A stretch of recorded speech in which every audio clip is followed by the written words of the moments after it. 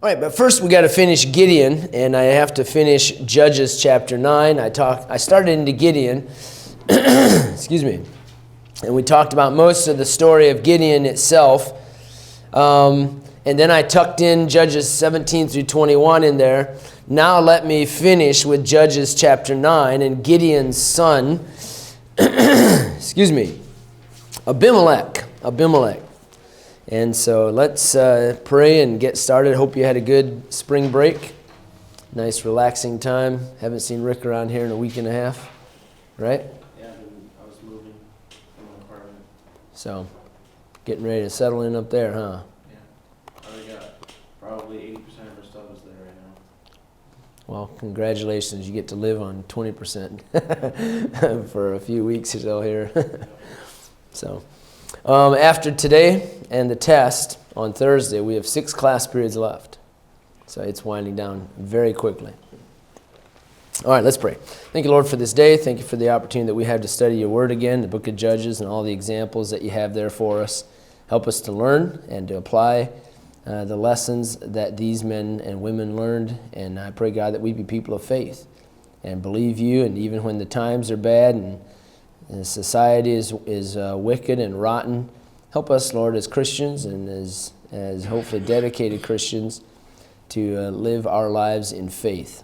I ask that you bless this day in Jesus' name. Amen.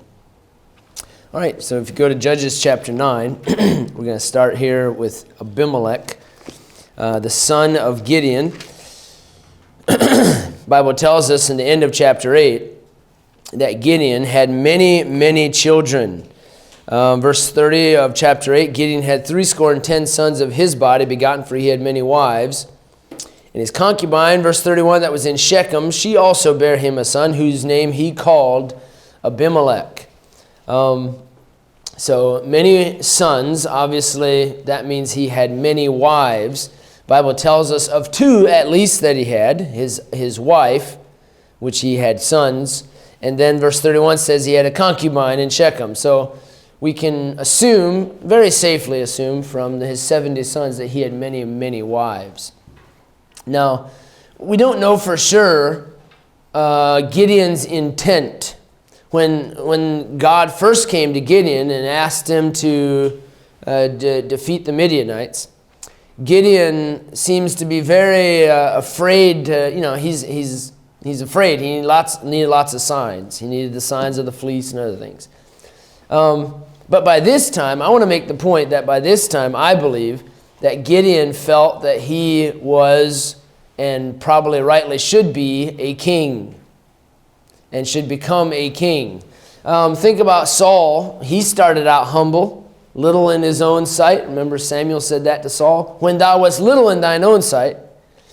But after a while, he really wanted the kingdom. And he, of course, was heartbroken when God said he's not going to keep the kingdom. Well, I believe that Gideon intended to make himself literally at least a regional king. I think it's obvious they would have known their law, and they would have seen that there's a provision there for when there is a king someday. And so here's a judge. It's not that big a step to go from a judge to being a regional king. And so Gideon names his son, verse 31, one of his sons, Abimelech. And the son Abimelech is the one that we're going to follow here in the story in chapter 9, of course. What does the name Abimelech mean? This is what's telling as can be, I think, about Gideon's intentions. Anybody remember? Like son of the king or something like that. Did you read that in the book, or I forget if that was in the book or not? Mine said something in class. I forget, okay. But it means son of a king. And Gideon names his son, son of a king. And Gideon, I think even it's pretty obvious that he thinks of himself as a pretty important person. He has many concubines. That's what kings do. He has many sons. That's what kings do. He names his son, son of a king. That's what kings do. And then Abimelech literally tries to become a king, very openly at this point. So I believe that Gideon had some wrong intentions there, and became prideful, or whatever you want to call it. Different people, you ask people, ask Mr. Ramos what he thinks of Gideon. He'll deny this, because I've asked him. I said, what do you think about that? He says, no, because he, of course, has a vested interest. His son is named Gideon, so. But anyway, I believe that he very much saw himself as a regional king. And then in chapter 9, Abimelech, the son of Jerubbaal is another name for Gideon. That's not a mistake, I don't believe. Why is he called Jerubbaal?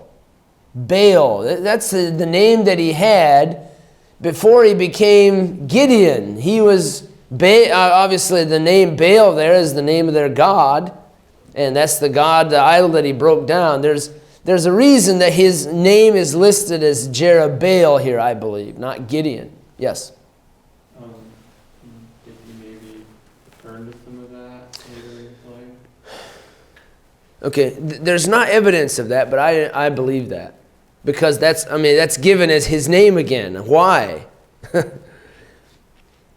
Went to Shechem unto his mother's brethren, and communed with them with all the family of the house of his mother's father, saying, Speak, I pray, in the ears of all the men of Shechem, whether is better for you, either that all the sons of Jerubbaal, 70 persons, reign over you, or that one reign over you. Remember also that I am your bone and your flesh. So he's obviously from that side of the family. At Shechem, he has relatives there through his mother. And his mother's brethren spake of him in the ears of all the men of Shechem all these words, and their hearts inclined to follow Abimelech, for they said, He is our brother. Now look what kind of people he has around him, verse 4. Abimelech hired vain and light persons which followed him.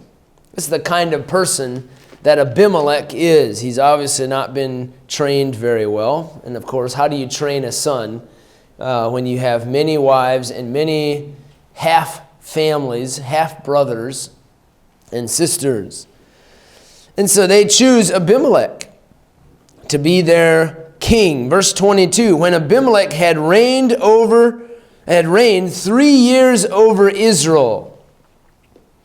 So here he is, he's reigning.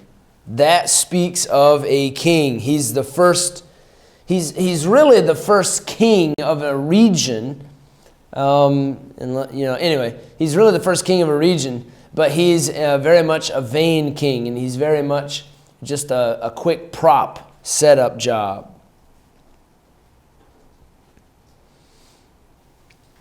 All right, what happens to Abimelech? There's a number of battles that go on between Abimelech and the rest of the men of Israel, some of the other cities in Israel. And Abimelech finally realizes that he's going to be captured, and he retreats to a tower in Shechem, and he's there for safety. Verse 46, actually verse 45, Abimelech fought against the city all that day, and he took the city and slew the people that was there and beat down the city. So it's all the men of the tower of Shechem heard that. They entered into the hold of the house of the god Berith, and told Abimelech, and all the men of the tower of Shechem were gathered together. Oops, I told you the wrong thing. I was thinking of somebody else, Japheth, I believe. Abimelech gat him up to Mount Zalmon, he and all the people that were with him. And Abimelech took an axe in his hand, cut down a bow from his trees. They all set fire to the tower of Shechem. Boy, he's having some victories at first. Verse 51, there was a strong tower at Thebez. Thither fled all the men and the women. And he came into the tower, fought against, and went hard into the door of the tower to burn it with fire. And a certain woman cast a piece of a millstone upon Abimelech's head, and all to break his skull. And he obviously saw the thing coming, because he knew it was a woman that had thrown it upon him. But he is attacking these towers. I had told you it was him in the tower. That was wrong. But a woman throws a millstone, a piece of a millstone, and out of this tower, and it kills him, and he commits suicide before he can actually die. So what does he do? He's a pretty wicked man. He hired vain fellows. Verse 5 of chapter 9 says that he went out and killed all of his brothers. I didn't mention that part. That's pretty significant, right? He went to his father's house, verse 5, at Ophrah, and slew his brethren, the sons of Jerubbaal, being 70 persons upon one stone. The youngest son of Jerubbaal was left. He hid himself. He kills almost all of the 70 brothers that he has on the same stone. So meaning he brought them out there one at a time and killed them all. And then, of course, he dies himself in a battle by a tower. All right, so that's Abimelech, and God made a quick end of that. He lasts for about 3 years reigning over a part of Israel in the north. By the way, when we get to the split, if you're in here next semester, oh, never mind. 4 of you are not. If you're in here next semester, when we get to that split, we'll trace back in the stories of Israel, the north. I mean, think about this. Here it's called Israel as far as it's the northern area, and the southern area is already kind of distinguished from the northern area. And this isn't even before, this is before Saul and David and Solomon can even become the kings. So there's definitely that dissension already between the north and the south. All right, we need to keep moving then. Somewhere right in here, it's believed that the story of Ruth takes place. The story of Ruth. So I'm planning, I'd actually like to keep the story of Ruth for a couple class periods from now. But I believe the story of Ruth takes place here. If you know the story of Ruth, of course, where do they go? They go to Moab. So there's obviously peace between Israel and Moab at that time. Earlier, there was not peace between the Moabites because of Eglon. But anyway, it's believed that it was sometime during this time. It was before the days of Samuel. And there's, in chapter 4 of Ruth, there's several generations still that take place before David comes on the scene. Of course, Ruth is the great-grandmother, I believe, of David. So there's several generations before David still. And so it probably puts the story of Ruth somewhere in this time period, about halfway through the book of Judges. Okay, but I'm going to keep that for later. And your favorite book, one of your favorite books? No? Good book, though. It is a good book. So we're going to move then next to the story of the Ammonites, the Ammonite oppression. And that's our next main section as far as the book of Judges, the Ammonites. And, of course, the judge that would deliver them from the Ammonites is Jephthah. Jephthah. All right, so that brings us to Judges chapter 11 now. Judges chapter 11. By the way, in chapter 10, there's several other smaller ones. We won't deal too much with them. I should cover them eventually.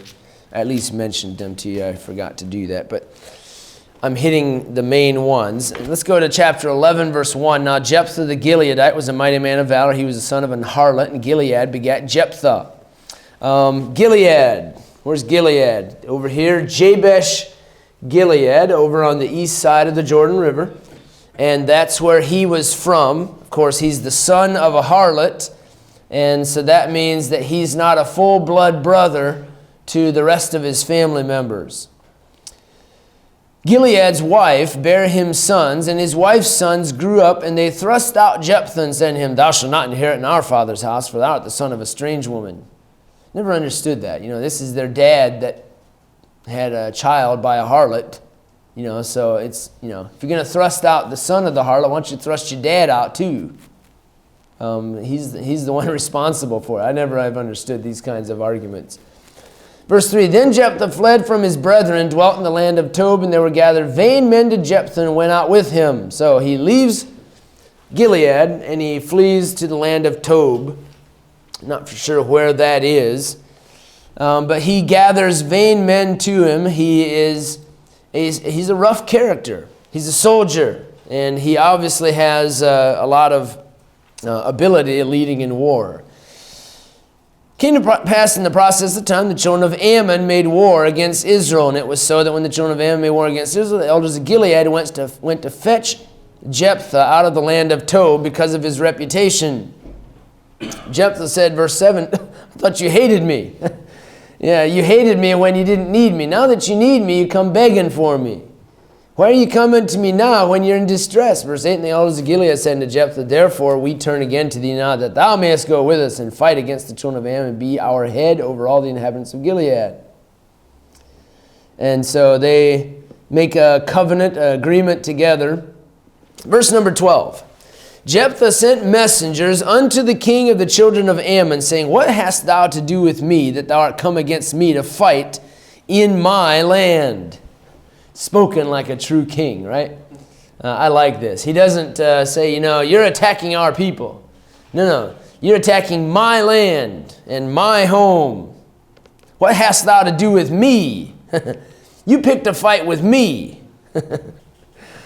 Verse 13, the king of the children of Ammon answered unto the messengers of Jephthah.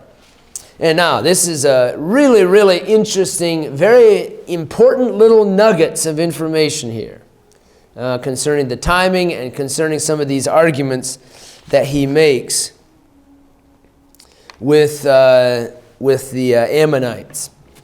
Jephthah sent messengers, verse 13. The king of the children of Ammon answered unto the messenger of Jephthah, because Israel took away my land when they came up out of Egypt, from Arnon even unto Jabbok and unto Jordan, now therefore restore those lands again peaceably. Now let's look at where Jabbok is. On this map you can't see it, but the Jabbok River is where? Who else had something important happen close to the Jabbok? Remember? Was that Deborah and Barak get overflowed? No, that was the Kishon. It was Jacob. Jacob, when he met with Esau, it was close to there. Peniel, where he wrestled with the angel of God. Jabbok, the Arnon is somewhere down here that flows into the Dead Sea. Both of them flow this direction into the Jordan River and into the Dead Sea. So this area, basically from here to here, over to the Jordan River. Restore those lands again peaceably. You stole that land from us. Okay. Well, when you get defeated in war, that's not called stealing land. When you're defeated, that means you lost and they took your land from you. It's not stealing your land. But anyway, we'll look at these arguments here in a second.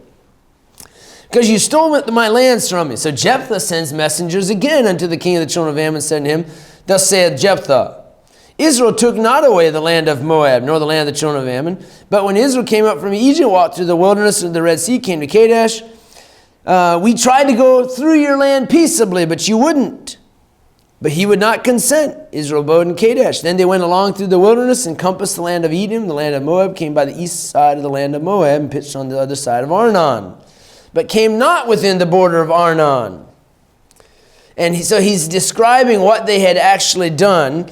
Sihon had trusted not Israel, verse 20, to pass through his coast. He gathered all his people together. They pitched in Jahaz and fought against the children of Israel.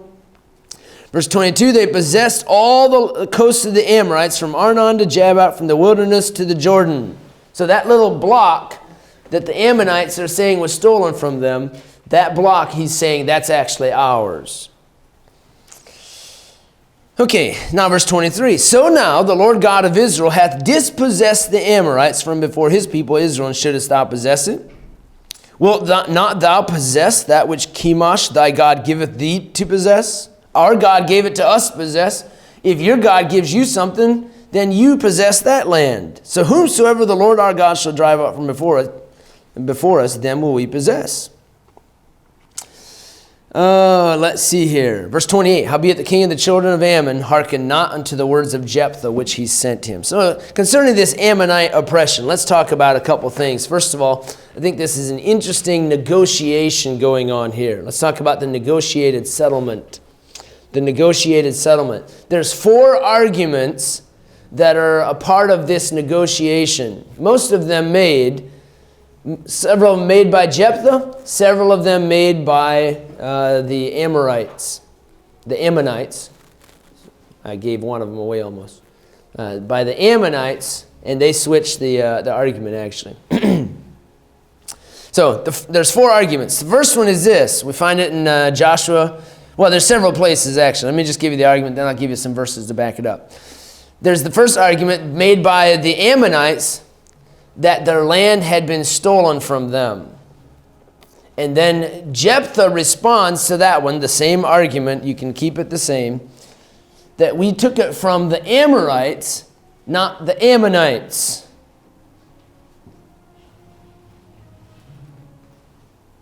They took it from the Amorites, not the Ammonites. Slight difference. In Numbers chapter 21, this is the story where they actually took the land, and it says nothing about any Ammonites living there.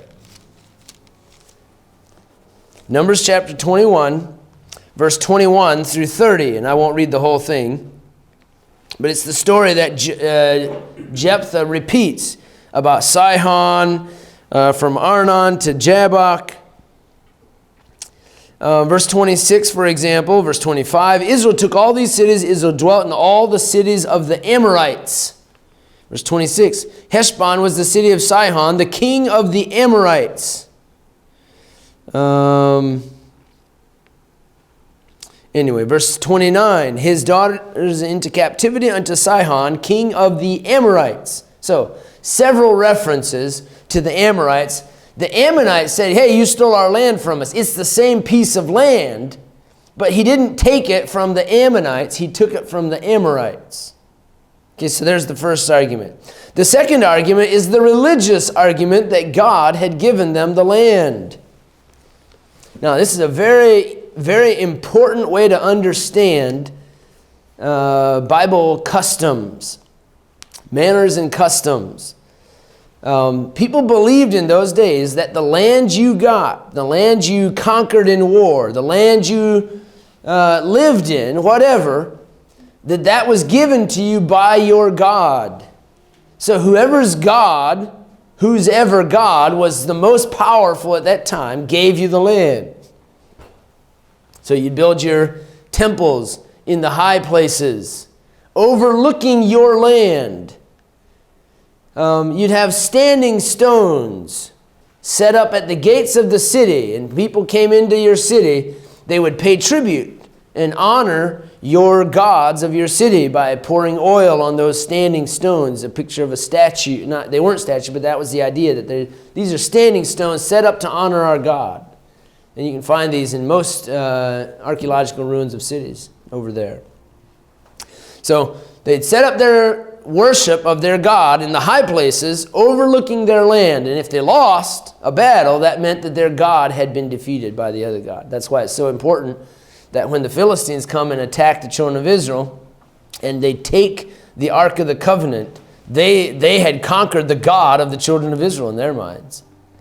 And God, of course, knocks over Dagon and does all that stuff, showing that, no, you didn't really conquer. You conquered the children of Israel, but you didn't conquer their God. So the religious argument, Jephthah says, hey, look, your God Chemosh, he gives you some territory to conquer, and you conquer it. You possess it. Our God gave us this territory, and we have possessed it. It's ours. Too bad. Third, there's a political argument.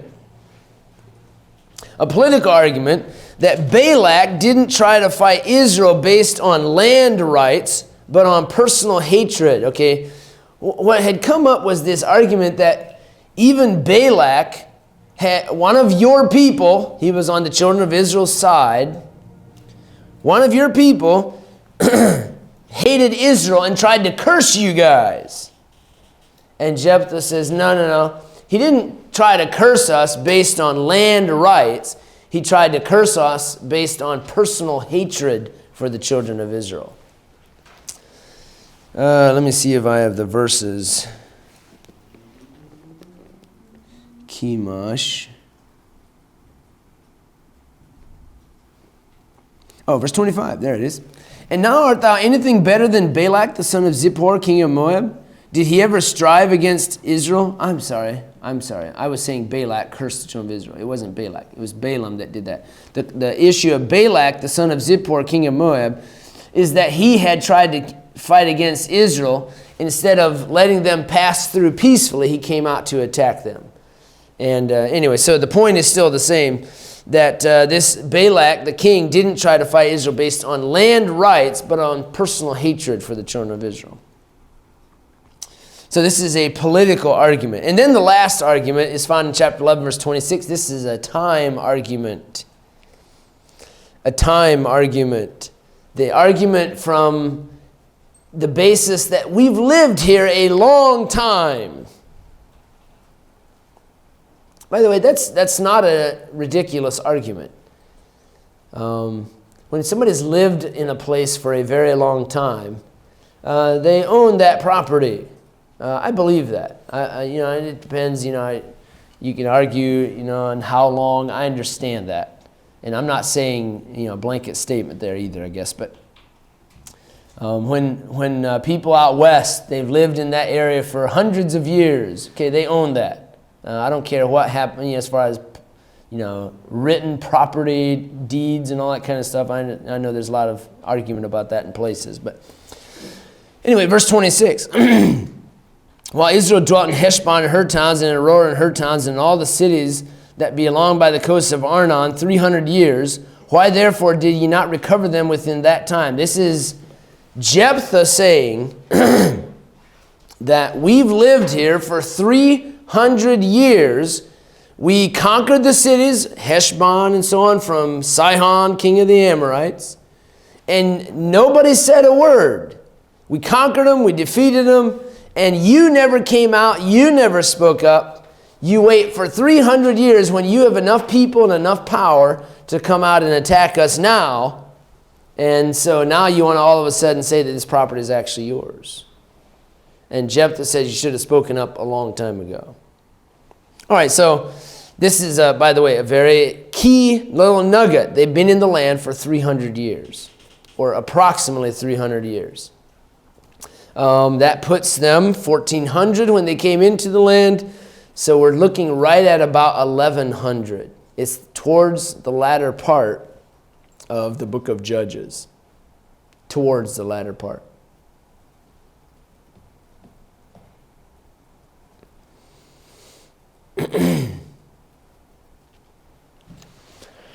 Okay, now let's talk about the vow that Jephthah makes. Jephthah, in verse 30, he wants to defeat the Ammonites. By the way, I'll keep that in a few minutes. Jephthah vowed a vow unto the Lord and said, if thou shalt without fail deliver the children of Ammon into mine hands, then it shall be that whatsoever cometh forth of the doors of my house to meet me when I return in peace, and the children of Ammon shall surely be the Lord's, and I will offer it up for a burnt offering. Okay, so he makes this. I think everybody would agree it was a very foolish vow. So let me give you some arguments against the prospect that he sacrificed his daughter, and some arguments for the prospect that he sacrificed his daughter.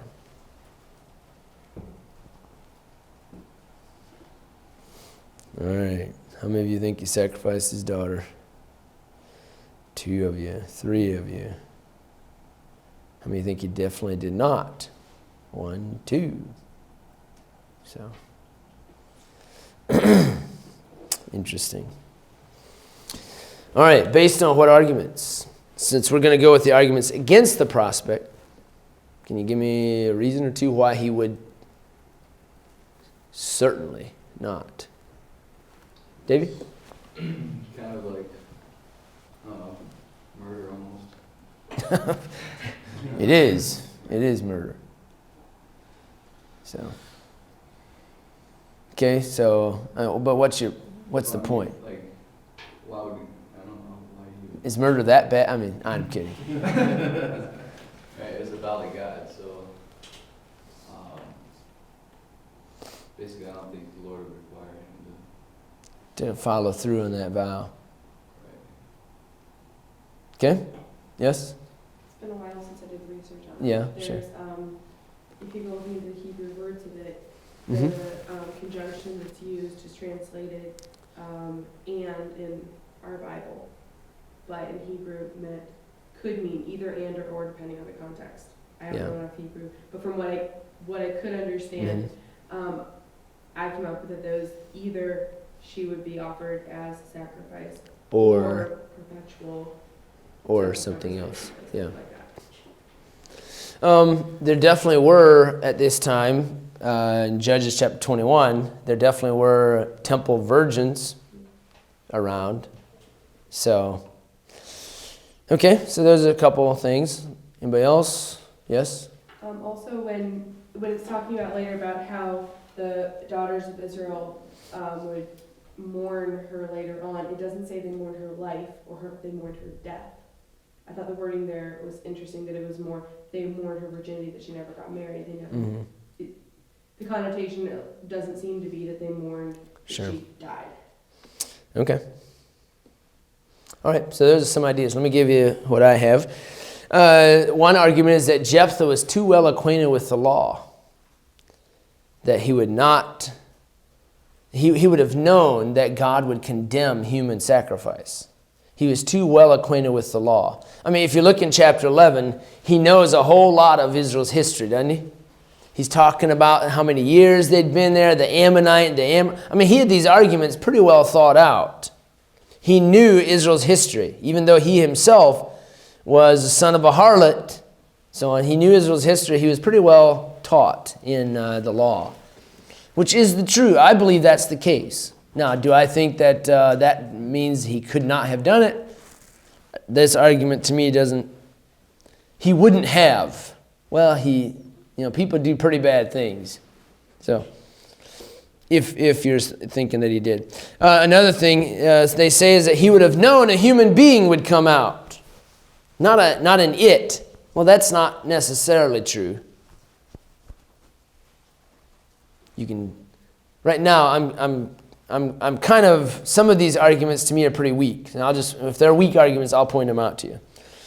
The Bible says he expected, I think, an animal to come out. He expected a small animal or a big animal, or, even if it's doesn't matter, if it's an ox, whatever it is, even if it's very valuable, he'll sacrifice it. Third, he was a godly man.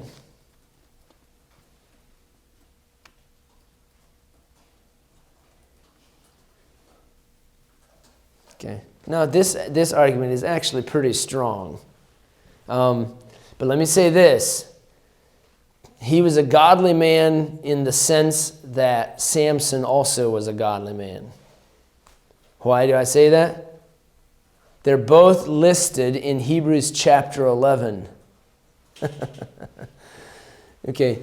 So, yes, I think he was a man of faith. Yes, I think he was a godly person for the time. He was a godly person compared to others, maybe. But he had a lot lacking, obviously. I mean, he had many, many wives later on and all kinds of other problems.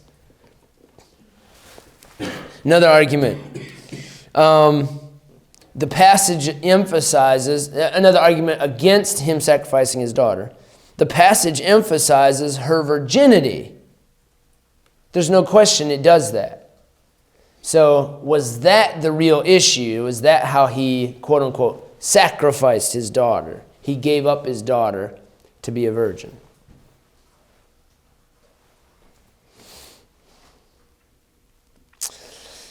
Okay, so the passage does emphasize that. Verse 37, she said to her father, "Alas, let this thing be done for me. Let me alone 2 months that I may go up and down upon the mountains and bewail my virginity on my fellows." Verse 38, and she bewailed her virginity upon the mountains. Verse 39, she came back to her father, who did with her according to his vow she had vowed, and she knew no man. Her virginity again is mentioned.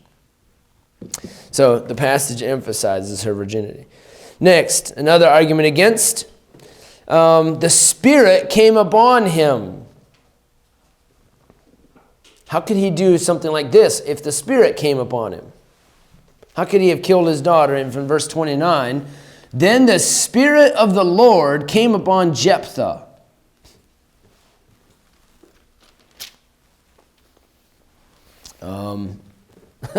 I don't know. That argument to me doesn't seem to be very strong.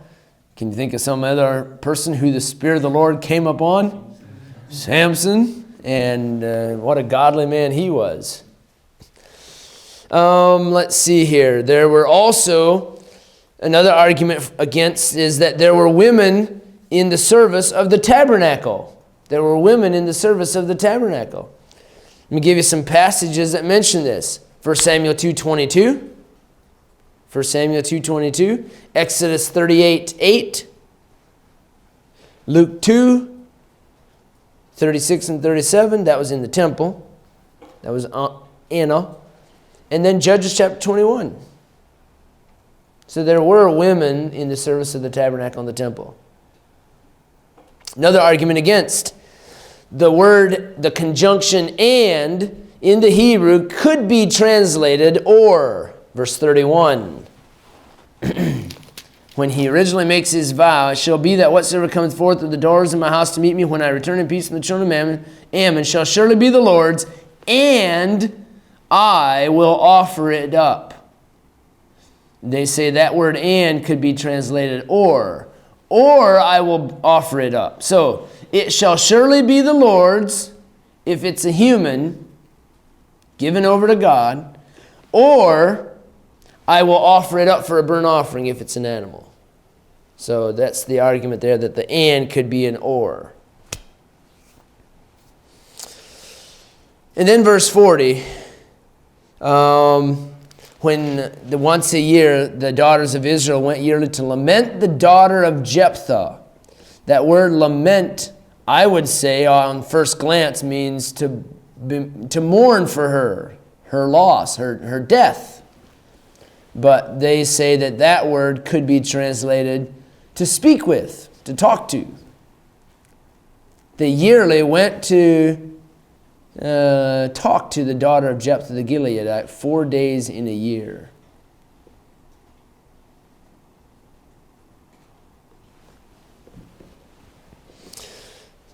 Okay, so those are some arguments against. Let me just quickly give you a few arguments that he did actually sacrifice his daughter. I personally believe that he did. I don't. If at first reading, and I've read it many times and come to me, if you read through the passage, it just indicates that he killed his daughter. That's the initial sense that you get. And I know that not every initial sense is correct. I understand that. But it seems, anyway. And let me add to that Christians for millennia have believed that he killed his daughter. And to me, that carries a lot of weight. Just like Genesis chapter 6, Christians for years believe that angels came down from heaven and had giants with the sons of men. And I believe that as well.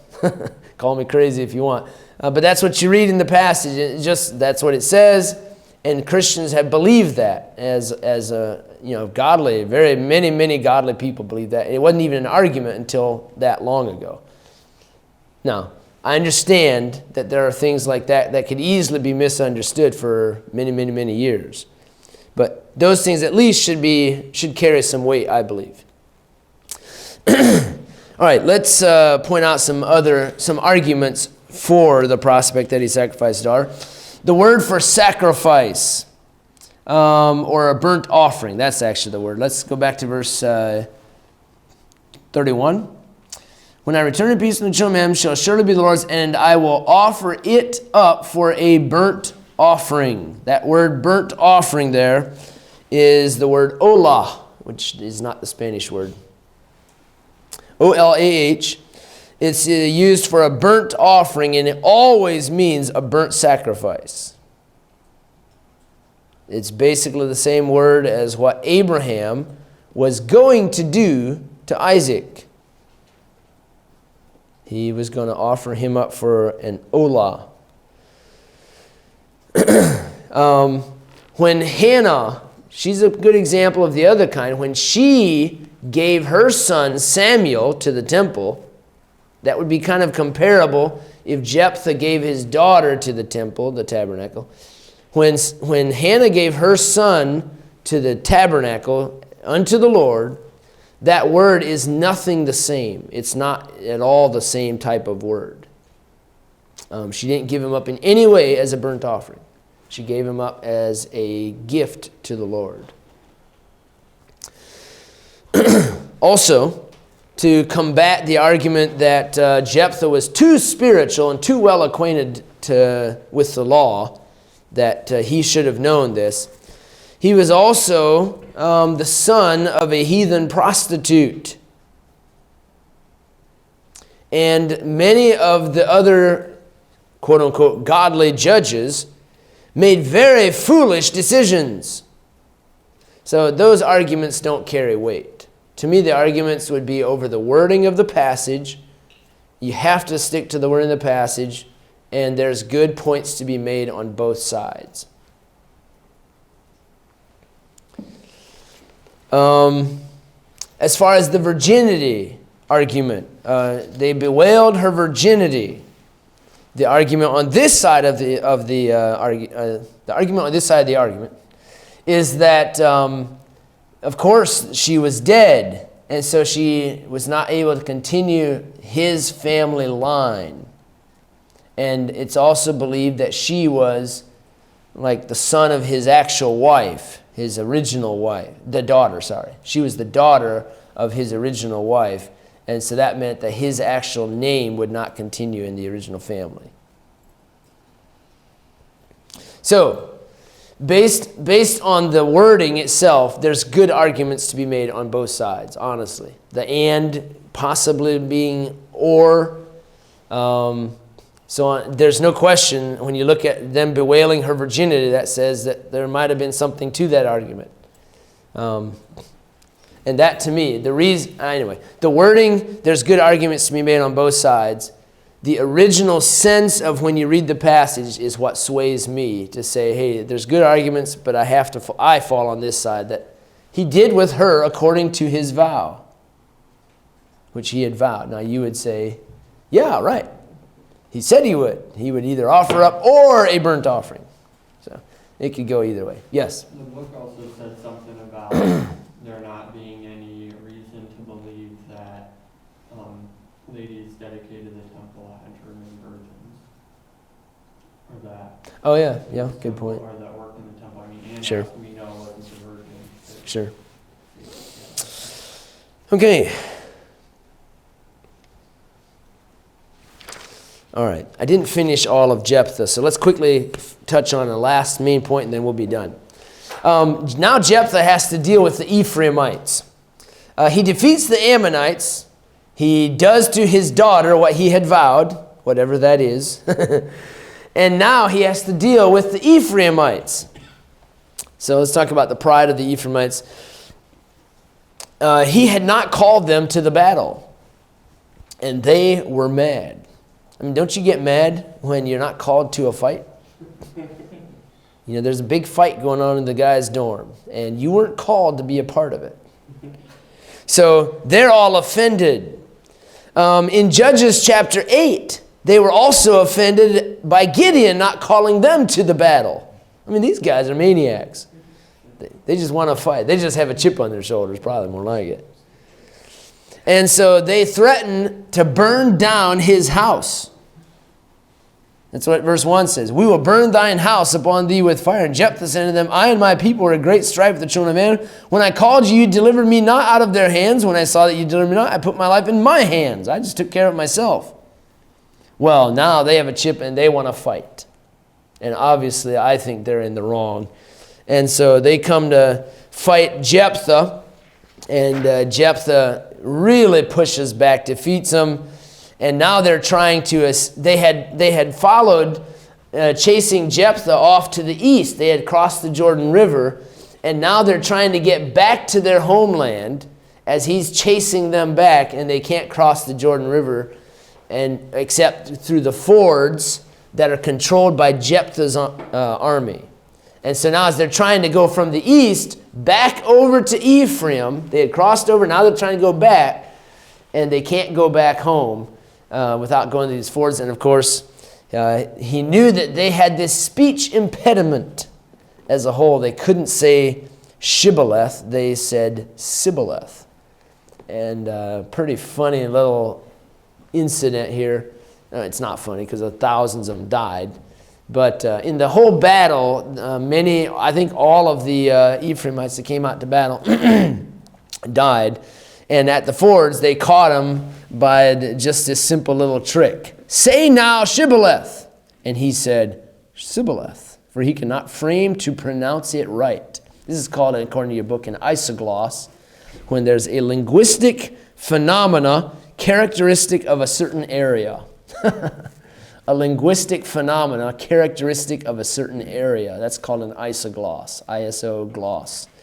So, kind of like, almost like part of, like a dialect. This is the way they spoke. It's related to a dialect, that they spoke this way and they couldn't say certain things.